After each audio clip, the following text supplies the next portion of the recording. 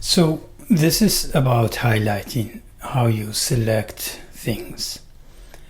We will talk about selecting single letter, single word, single line highlight, select multiple identical words, select all identical words in a file, select current line, also select all occurrences of a find match. For a single letter, just shift, then arrow key left, or if you are somewhere else, right. So that's a single letter. For a single word, shift alt arrow keys.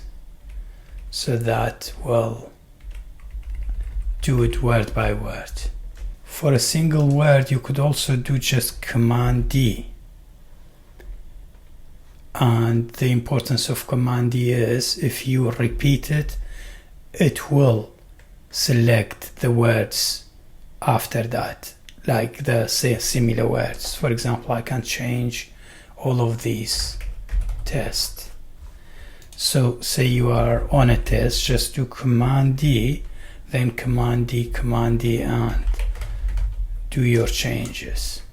Single line highlight, shift, command, arrow keys. And if you are here, shift, command, arrow key, left. Shift, command, arrow key, right, left. So it will select it from the place of the cursor up to the end of that line.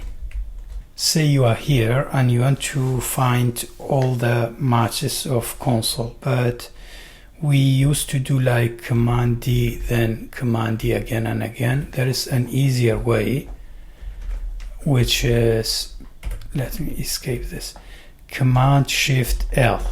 That will select or highlight this word anywhere. Again, let me escape this, Command Shift L, and you can edit. To select current line, Shift, Command, arrow keys. But there is Command L, which wherever you are, it will select all the line. And if you do Command L, it will go down one line highlighting. If you do Command F to find something, a word like console, and do Alt Enter, it will select all occurrences of that word.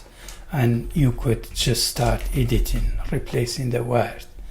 And if we do it again, Command F, say we want replace, and Alt Enter, then we can change all of them.